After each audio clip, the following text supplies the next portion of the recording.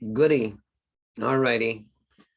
So here we are, April 10th, 2022, for a question and answer session. Nobody had asked, nobody had submitted question or this month. And so I'm going to talk about some things that I think would be useful or helpful for everybody. Before I go into the details of what we're talking about today, I wanted to say the three things that people have historically asked about over the last 6 months or so is climate change, the political situation, the pandemic, and now the war in Ukraine. So I'll just give you a quick synopsis, and there's charts and more detail on all of these things, but it's a little recap.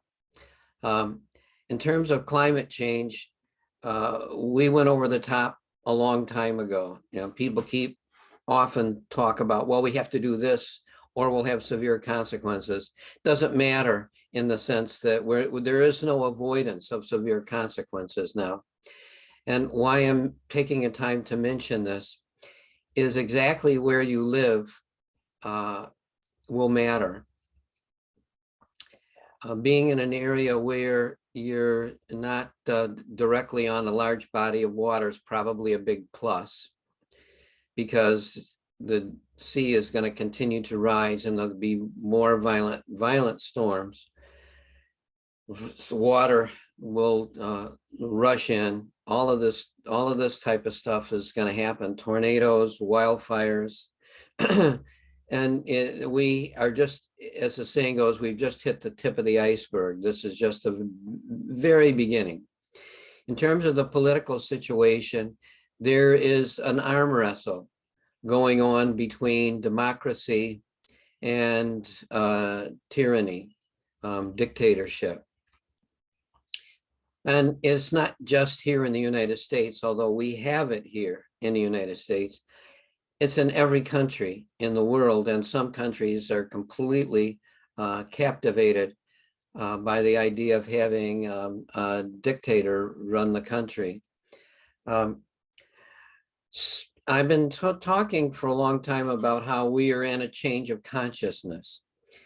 And, you know, people sort of beam and murmur and go along with it, but it's real. You are not the same person today that you were 10 years ago or even 5 years ago. And I don't mean in terms of you're 5 years or 10 years older. I mean that your consciousness has changed, the way that you see the world, the way that you think about yourself, and the way that your mentality operates. We are in this gigantic change that will continue unrelentingly for another 4 or 5 years. I could describe the astrology of this, but we'll bypass that for the moment. In terms of the pandemic, we're going to go back and forth, people saying that, you know, that there's no more pandemic and blah, blah, and all of that. But there is, and it will continue to rage for another year and a half, 2 years. And we will come out of it on the other side. The war in Ukraine is going to go on, and it will continue for a number of years yet. I wish it didn't have to be this way, but, you know, God knows best, and this is what has to happen in terms of culture. So in lieu of having questions, I thought I would just put forward some ideas that I've extracted from chapter 10 of the book that I've worked on all these years and now is in the editing, final editing process, which is, this is a chapter of astrology, reincarnation, and karma. It's important to recognize that you don't have to do everything in one lifetime. You know, in the early edition of the Bible, there were lots of references to reincarnation. And between 300 and 400 AD, the scholars in the church at the time decided to take out all the references in the Bible referring to reincarnation, because they thought if people believed that they could live more than one life, that they wouldn't work as diligently to obtain their, redemption or salvation as they needed to. It was a conscious decision, but I think that most people, and at least most people that we talk to or interact with, know that reincarnation is real. Ashley Brilliant had a great quote. It sometimes takes longer than one lifetime between knowing what you ought to do and doing it, which is certainly true. We all know better than the things that we do that retard our progress. It isn't lack of information so much. But real spiritual growth is slow. It takes time. In 1975, on Easter Sunday, I attended a day-long workshop with an astrologer who I had become quite fond of and close to, Marcia Moore, who wrote 3 astrology books and a dozen books on yoga. She was doing workshops at the time on a past life regression technique called hypersentience. And I attended the workshop with her, and she and I ended up indexing lots of case histories, and I went through so many of these types of sessions with my clients in the times in the mid-70s. And I wanted to say, in terms of the astrology, all of the material that I know that was written about reincarnation and astrology prior to the 80s was mistaken in terms of technique and mechanical things. The ideas were good, and I just have great respect for all of the astrologers throughout history that went before us now, because we wouldn't know what we know now. We wouldn't be able to do what we do for our clients now if it hadn't have been for having access to their work. Well, what I wanted to talk about today is zeroing in on something that can be maybe helpful for you in your own quest, which is to think of your ascendant as your physical body. It shows you in your horoscope, and everything else, all of the houses, all of the signs that stem out from your ascendant relate back to the ascendant. Now, why the ascendant is so important is, and why your physical body is important, I took up in detail in a chapter of my book called The Importance of the Physical Body. What this is, what your physical body is, it's the intersection point between the external environment and your internal environment.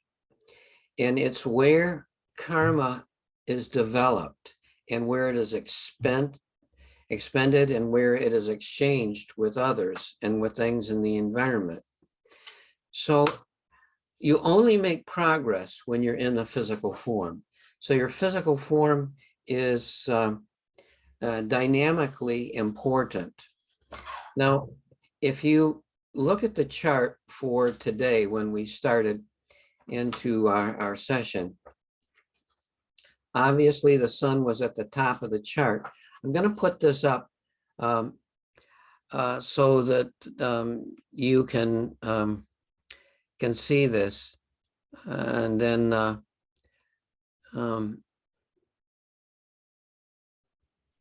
let me see, wrong chart. Okay. Excuse me. I'm going to get technically a little bit better at this, I think, as life goes on. Okay.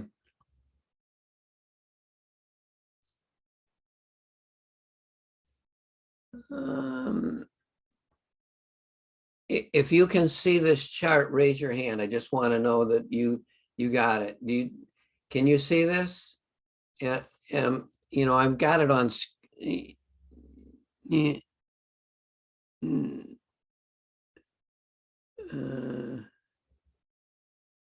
This is the chart for today. And we've got Neptune and Jupiter just getting ready to complete this conjunction. Now, this happens every 12, 13 years. It will, you know, we'll be under this influence for the rest of the month, you know, very strongly. And of course, this cycle will just be, a new cycle will just be opening up, which is a cycle of compassion. And it is dynamically important to us.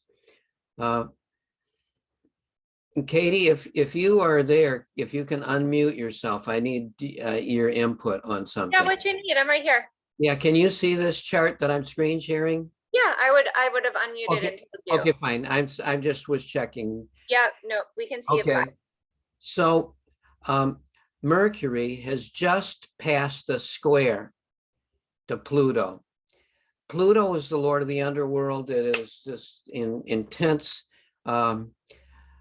focal point of our energy. And why it is important is Pluto is in Capricorn right now, which is sort of toppling all the universal structures.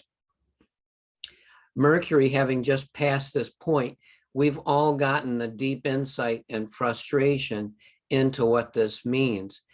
Why do you will see, because we're going to look at some charts that have this aspect in them, and we'll see how they worked out a little later. Now, let me see if I can find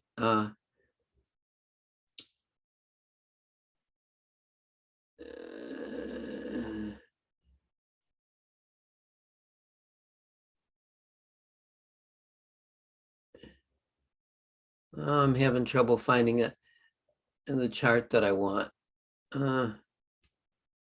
Okay. Now this is the chart of Errol Flynn. And I thought that this was interesting in understanding what the ascendant is really about. Here's somebody with an Aries rising. Well, what is Aries? Aries is here, now, me. And it gives a strong, orientation into the physical world. And has Saturn conjunct the ascendant right from behind it. Now, I know that, you are, most of you, everybody here is in my generation. You remember Errol Flynn movies, the Robin Hood, Captain Blood, all of the, the swashbucklers that he did. He created this gigantic image on screen shown by here, the ruler of the ascendant, Mars in Pisces, a sign of fantasy, trine Venus, Neptune, which is the arts, and the moon, showing his ability to convey this image to the public.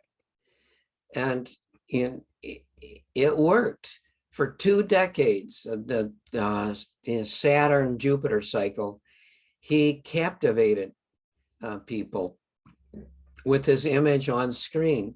And then at the end of that cycle, he just disappeared. He made a couple of other movies that were total flops and disappeared from the public scene. But here, Saturn, sitting from the 12th house, it wasn't so visible to people, but his health was never really that good. As a matter of fact, during the World War, he was denied admission into the armed services because he couldn't pass the physical.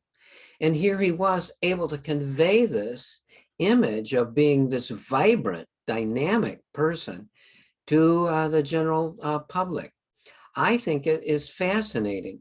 And, you know, we're going to talk some about the nodes here in a minute. You know, the north node of the moon is our Dharma for the lifetime. And here we have Mercury and conjunct the node, and also conjunct Pluto. And so he threw himself into communicating with the public, not as a public speaker or as a, you know, like a workshop giver, but through his fantasies, through the movies. And if you listen to his speaking voice, his ability to deliver the lines, of course, we were all captivated by, you know, him as a physical object, his body, but his ability to communicate was superior. Now, we're gonna talk about the north node of the moon, because as I've said in other talks, you know, the moon's nodes show our Dharma. You know, the north node shows the Dharma for the lifetime, and the south node shows habits that we're pulled toward. Now, you can apply this to your own chart. It's really important. And I'm going to keep this as absolutely as simple as possible. So the north node is your future. It's where you're going. The south node is your past. Regarding reincarnation and karma, the famous astrologer Dane Rudhyar once said, the south node is the past, the north node is the future. Astrologers picked up that idea and ran with it, and it's in almost all literature today. But he also said, your birth chart is the medicine. It isn't the disease itself. Meaning, by his analogy was, your chart doesn't so much show your past incarnations as the result of your past incarnations and what's necessary here and now to correct it. Of course, he was an Aries, and you know, that was sort of an Aries approach to the whole problem. But also Zip Dobbin, who was a great simplifier, and again, she was a marvelous astrologer. I spent personal time with her back in the 70s and 80s. She said the nodes of the moon are like the moon. Well, what are the nodes of the moon? The nodes of the moon are the place where the moon crosses the ecliptic. The ecliptic, remember, is the path that the Earth makes around the sun. If you thought of it as a plate, it's the place that the Earth sits on that plate as it passes around the sun. And where the moon cuts the plane of the ecliptic, going from the north to the south, is the south node of the moon. And then it comes back around, and 14 days or so later, 180 degrees later, it cuts across the ecliptic, going from the south to the north. Now, what does that really mean? Well, the ecliptic is the place where eclipses happen.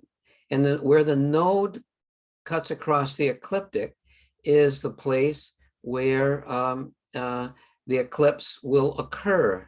That is the degree of the zodiac that the moon has to be near in order for the light of the sun or the light of the moon to be covered over. What does the Earth, the sun, and the moon mean? They're the the sun is your inner sense of self, the moon is your in environment, and the earth, we can say, like your ascendant, is your physical body. All right. So obviously, if you're going to synthesize the earth, the sun, and the moon, that point, in this case, 2 points, the south node and the north node, are going to be very charged, very important. Well, the nodal cycle takes about 18 years to go around. And so every 18 years, we have a nodal return. And when you go through that cycle, it is an opportunity for you to jump on and get involved with and re-energize yourself. Now, your node in your birth chart is there for all times, whether you're having a nodal return or not.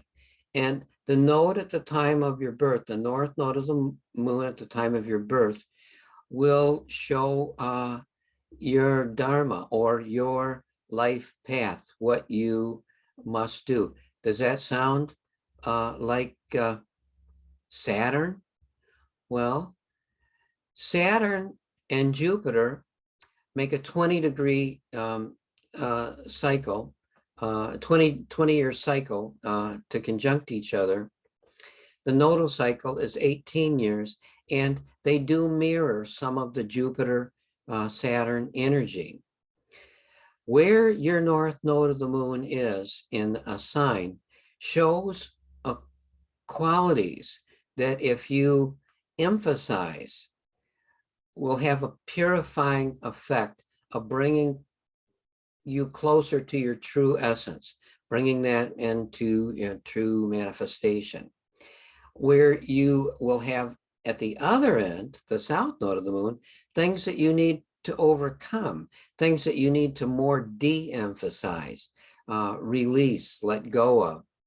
The south node of the moon, as the famous astrologer Michael Luton said in his weekend workshop, which I thought was the most brilliant workshop on the nodes ever given. I don't talk about it too much because it's apparently unavailable now.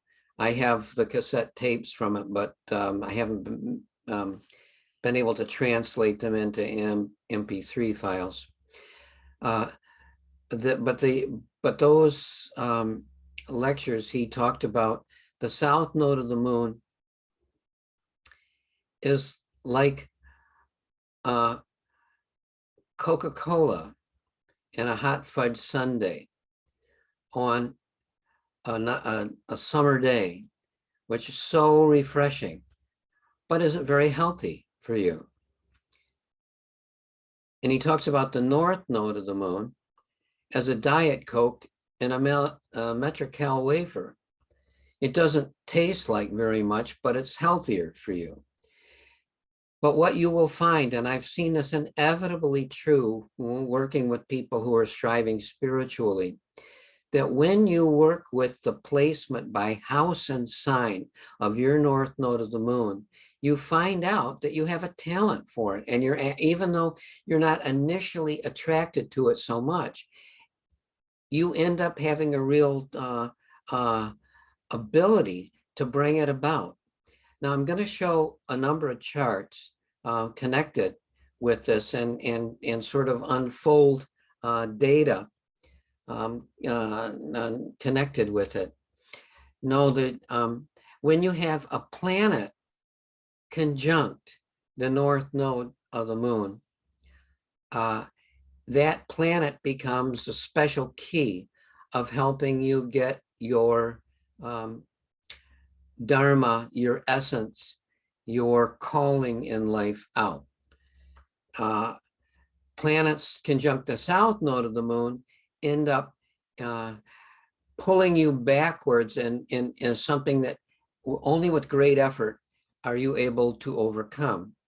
Now, let me see if I can, I'll be right with you in a second here. I'm going to just see if I can find this here. All righty. I'm going to see if I can make this a little bit more visible. Okay. So, let me see. Where were we? Oh, yes. Okay. Let's do the screen share on this here. This is the chart of Pope Francis. He has the sun conjunct the north node of the moon in Sagittarius. Well, you can't get much more Sagittarian than having your sun conjunct the north node of the moon in Sagittarius. Again, it doesn't just, again, obviously he is the Pope and he, climbed up the ladder in the Catholic Church and by some miracle ended up becoming elected Pope. I say miracle being that it was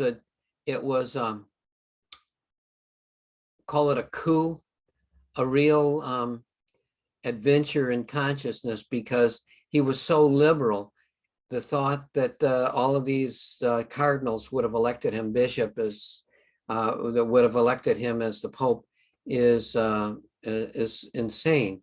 Now here again, what area is the sun conjunct the north node in? It's the 6th house, which is the house of service, the house of health, the house of work, the house of servants.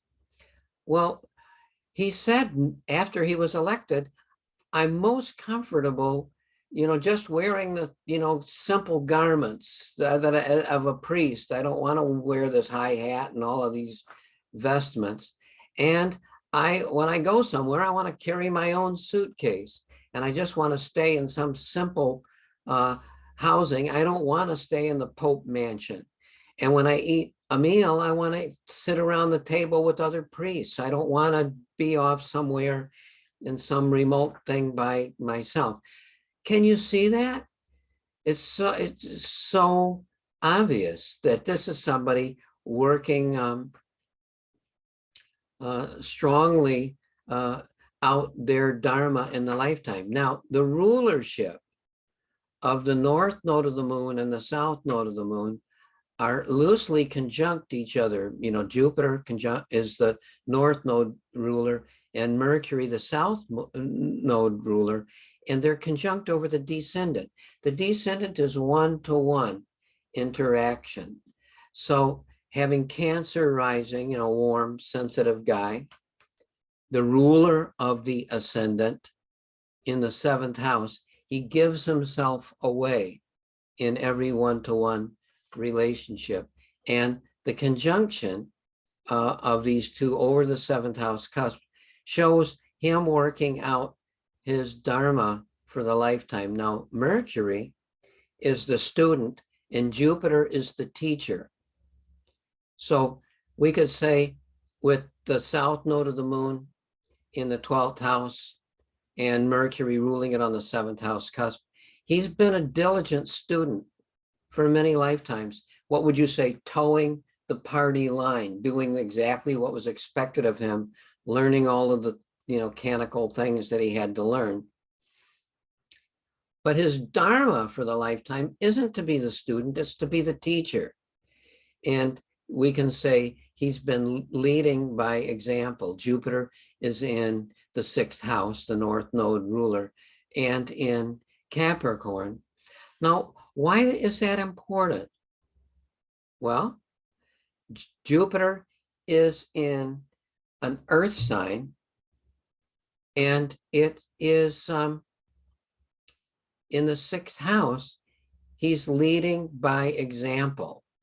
It isn't like for show or something, I think this is what I should do. It's innate to his soul to be amongst the people, to be a real human being amongst others.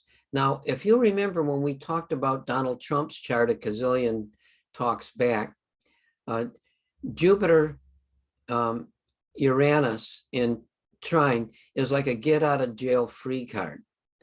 And Uranus on the, conjunct the midheaven shows he, was vaulted, not from obscurity, but certainly long ways away from being a sure shoe-in into that position. And again, zero Taurus, I would, again, 0 degrees of a sign on the midheaven would suggest that he hadn't been, this was not him doing something he had done before, meaning he hadn't been the Pope before.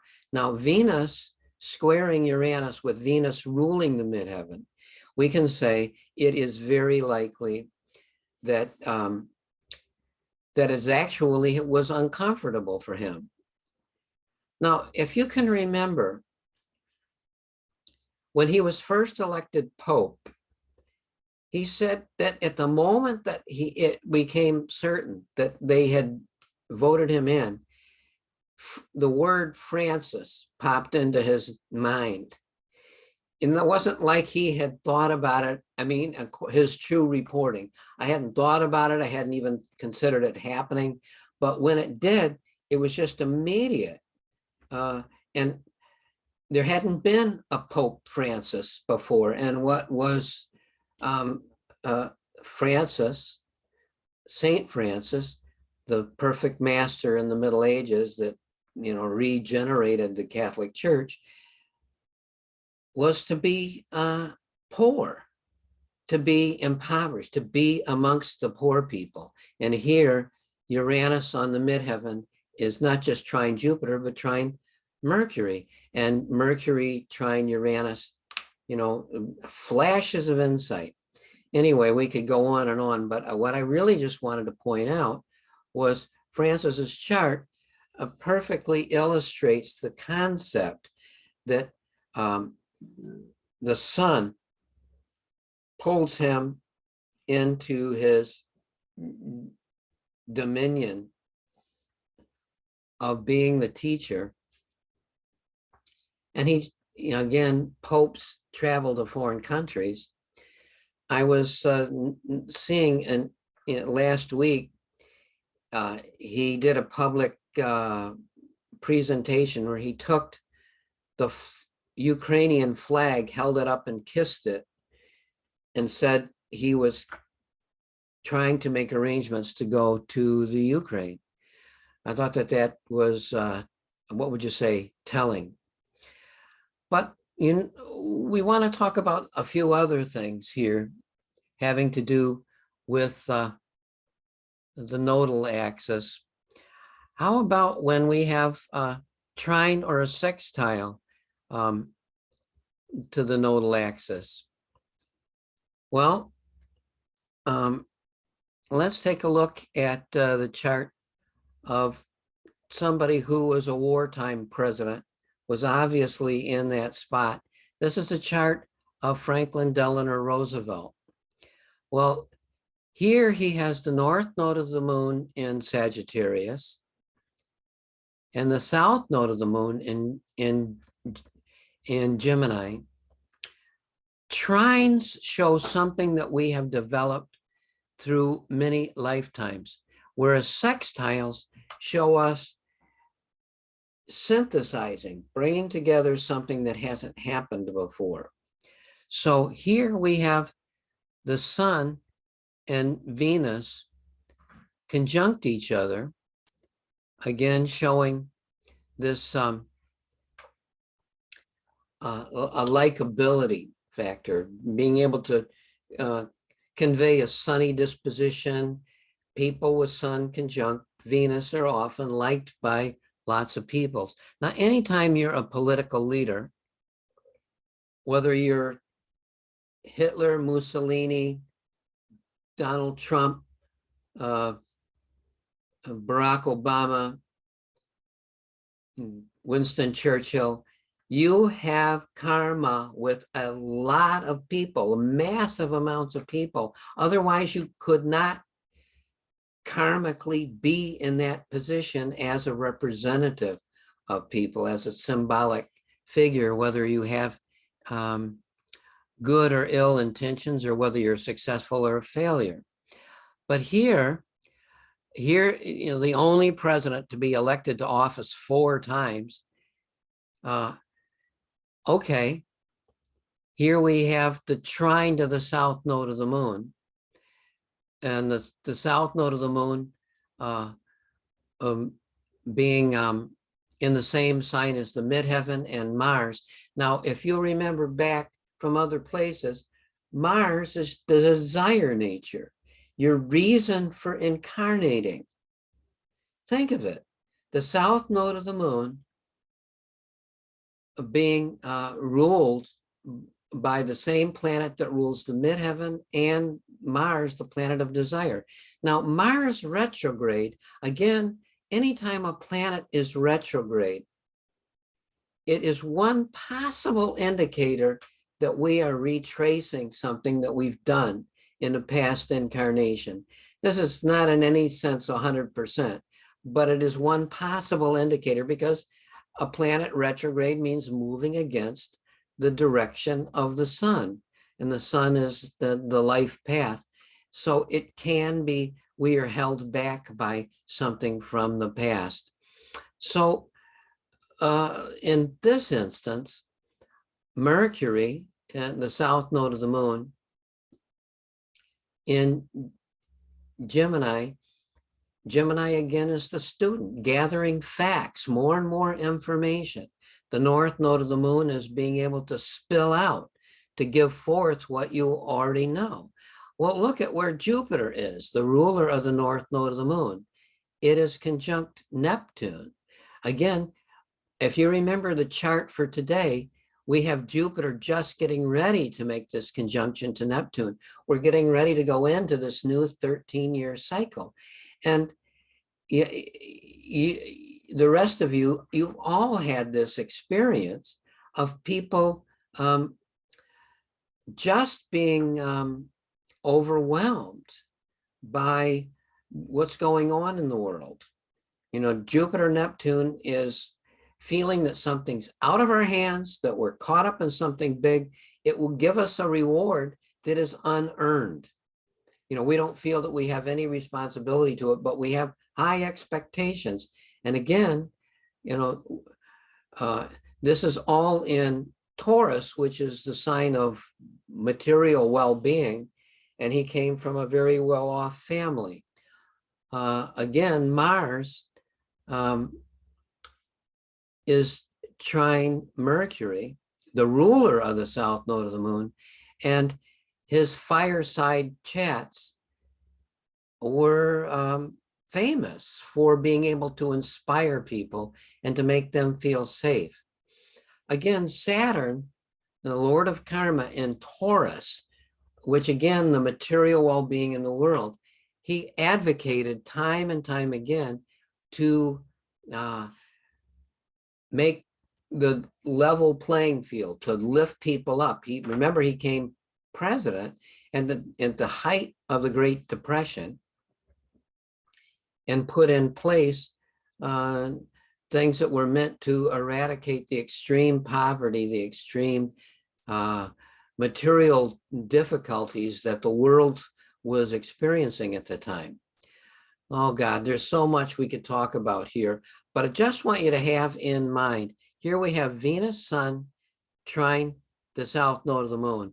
Again, all of these things show this was not his first rodeo, meaning he obviously had been in a position of authority doing these things before in the past, but it wasn't meant to be, a mindless, scholarly, detached observer. He was meant to be able to do something that, again, third house, communicating to people that would teach them something, and to, the struggles that he had with Pluto square Mercury to get things passed through Congress, which he did, which was a miracle, but he did it. Now, I want to show you something else that I think is very cool. Let me see if I can get this up here. Oh, God. Now, remember, trines to the north node of the moon are sextile the south node of the moon, which for our purposes here we can ignore. But the sextile, when you have a trine to the south node of the moon, we end up being able to use the sextile to the north node of the moon as, point of work. Now, let me show you this, because I think this is so cool. This is a chart of Zelensky, the Prime Minister of Ukraine. Okay, look at, he's also an Aquarius with Venus conjunct the sun. How about that? and his Venus is trine the north node of the moon rather than sextiling it. So Venus rules the north node of the moon in the chart. A genuinely compassionate person, again, Venus conjunct the sun, and he's managed to convey this very popular picture to people. Again, sun trining the north node of the moon, with the north node of the moon in the 5th house. And he was a television personality, but he's used his ability to convey that image on a large screen. How many times he's appeared to, joint Congress in the United States, the Canadian Congress, the British House of Commons, to his own people in a daily update, to the European Union, to NATO. This is a tireless performer for something. Now, the south node of the moon is ruled by Mars, Aries, right? North node of the moon ruled by Libra. Lucky, Mars is in Aries. Mars is opposite Venus. So again, Mars is retrograde, opposite the sun, Venus. The ruler of the north node of the moon and the ruler of the south node of the moon oppose each other. Isn't that pretty interesting? Wouldn't you think of that as being somebody perfect for somebody who would be in a leadership position at a time of war? Again, the south node of the moon showing our past, north node of the moon showing our future. He is the man in the center of the cyclone, in the center of the struggle. Now, if you get a chance, I may put this in my next newsletter. There's so many things out there. I got to see an interview that Sean Penn gave just a couple of days ago. It might even been yesterday. He just returned. I mean, he immediately did this interview within hours of returning from Ukraine. He'd been in Ukraine since before the war started. He was interviewing Zelensky, and he stayed with him all the way up until now. And, he gave an impassioned plea, of course, and a recounting. But he said something that was, I think, is amazing and stuck in my mind because it so mirrors Zelensky's chart. He says, Zelensky was born for this job. Obviously, in some vaster sense, everybody was born for the role that they play. But it is so true and so obvious that Zelensky was born for doing the job that he is doing right now. And it is a miracle and very instructive for all of us. Again, we could go on into so many things here. As I mentioned in another talk, Zelensky has just had Saturn, the Lord of Karma, go over the midheaven, which is a time of karmic reward. And, when somebody's been a bad actor, and Saturn going into their 10th house, there's a fall from grace. But from somebody who's been doing their job, it's like the chickens coming home to roost. You're getting exactly what is required. Now, if you look at his chart, it's completely dominated by fire and air, which are the two positive ingredients. Only one earth planet, Mercury, only one water planet, practicality and empathy. And their two are sextile each other, showing, rapid, practical insight into, again, with Saturn and Uranus and Neptune in the 6th house, the compassion for the common person and unique ability to do something that helps them. I'm not advocating that Zelensky is a reincarnation of Franklin Delano Roosevelt, but the way that their charts mirror and reflect each other is to me is totally fascinating, and for that reason I wanted to share them with you. Now, there's so many examples of people who have a square to the ascendant-descendant axis. And what that square to that axis means is it shows something that we have to deal with. We can't be ourselves until we can't do what we need to do in this lifetime until we've dealt with it. Where the trines and the sextiles are like, hey, this is a talent you have. Hey, this is an opportunity that you have. You can do something with this. But the square means that you're stopped. Now you've got to deal with this if you want to go forward. If you want to materialize something in positive, that it would be your life mission. So, oh God, I've got a list here of things, I'm not going to show you these charts, but just to take mental note. The, eminent late psychologist, Ira Progoff, had his moon, Mercury, conjunct in the sign Cancer, exactly square his south node in Aries and his north node in Libra. He had to come to terms with his own family, his own inner mental processes. He was a Jungian analyst. He wrote the book At a Journal Workshop. He gave workshops all over the world, teaching people how to unscramble their own inner conflicts simply through the process of journaling. And again, for my money, there's so many books and things on journaling for joy and writing down the bones and so on, all of which have value. But he hit the nail on the head, and he did it out of the Cancerian ability to come to the terms with his own inner struggle. Let me see if you can remember. I talked at some time, a long time ago, the founder of Aikido, Morihei Ueshiba, had a square to his south and north node. He had Jupiter in Leo square that axis. And what he had to do is to give up his idea of just being in the shadow, of being in, and again, he had to embrace his Jupiter in Leo and come out. He refused to be part of World War II. He was living, of course, in Japan.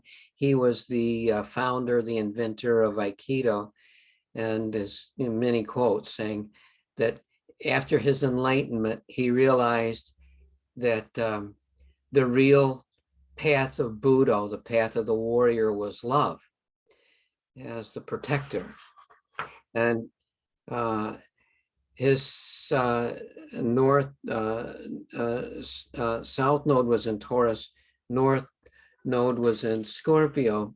And in order to be able to get to the Dharma of the north node, he had to be able to come to terms with his desire to be, a farmer, to be part of the land and to stay private and to, be in secret. After the Second World War, he sent his chief instructors all over the world. And now Aikido is taught in every country on the planet, to the best of my knowledge.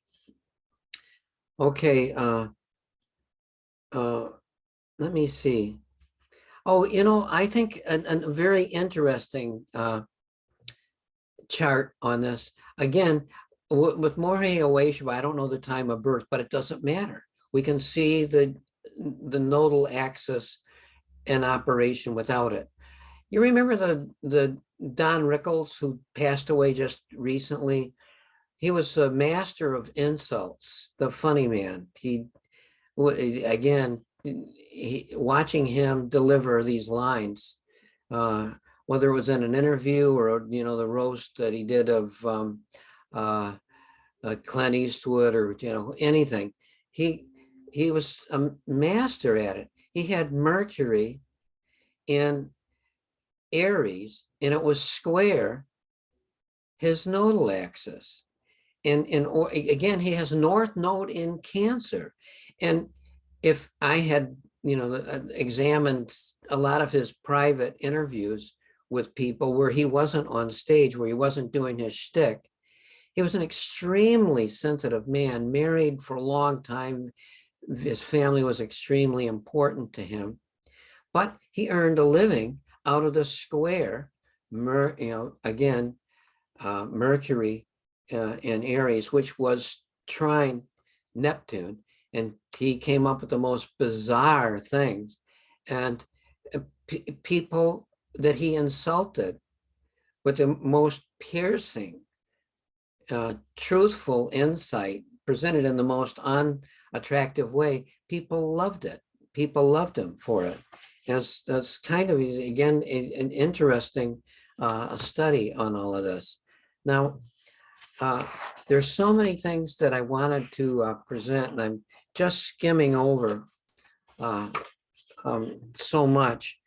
You know, the spiritual path is very long. We don't do everything in every lifetime, but I'm going to take a moment to share one other chart with you if I can here. Okay. Yeah, again, I haven't quite found the right medium for presenting the charts.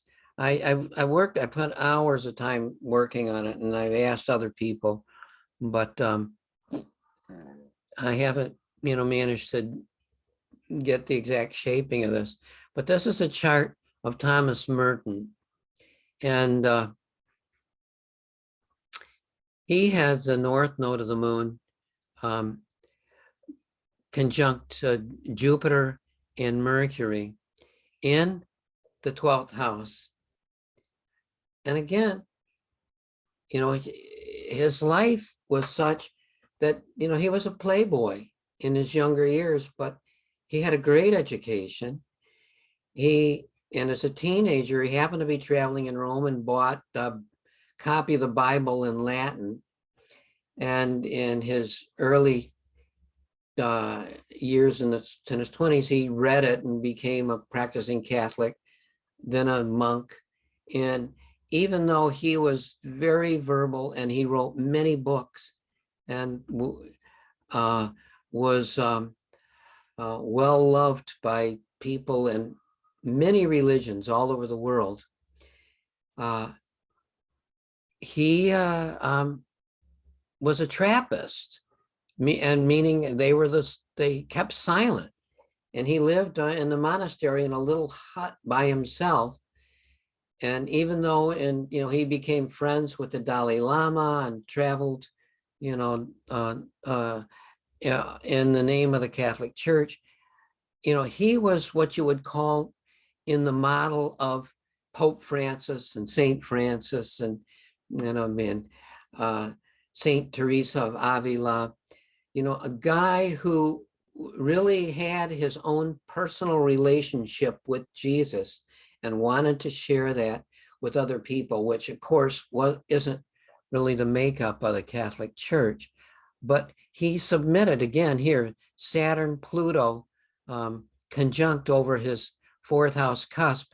He lived in isolation and submitted his most famous book, The Seven-Story Mountain, had to go through the Catholic censorship and was greatly revised by people who knew so much less about his life than he did, of course.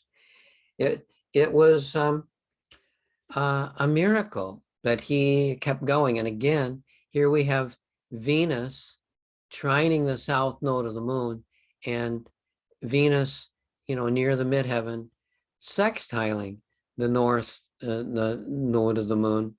And again, the sextile is the alchemical aspect, taking two oxygen atoms and one hydrogen atom and making water.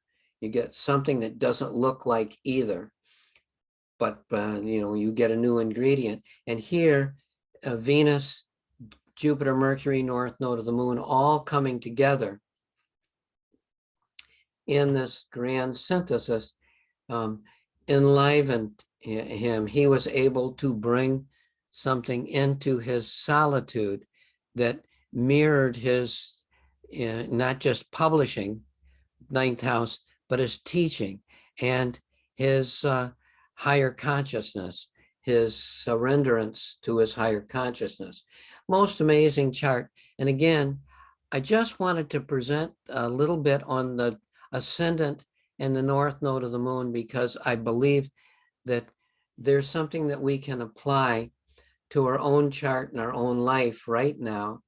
And it is important to remember that you have these aspects in your birth, and at the same time, as one of the people asked the question about, what about the transiting north node of the moon being in Taurus right now? What does that mean? And last Q&A, I talked about that about 45 minutes into the session, about what that meant. And a couple of people who weren't in the session but looked at it on YouTube wrote me and told me how meaningful it was for them to understand what was going on in their life.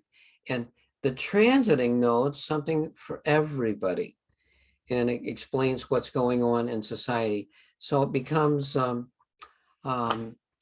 very important for us to take note of when we're trying to be in the aspect of refining our own nature. Well, thank you all for spending a little time with me on this Palm Sunday. And I hope that you're doing something good for yourself, and that we will meet again. So be of good cheer, and Jai Baba, Namaste. We will meet again. Thank you.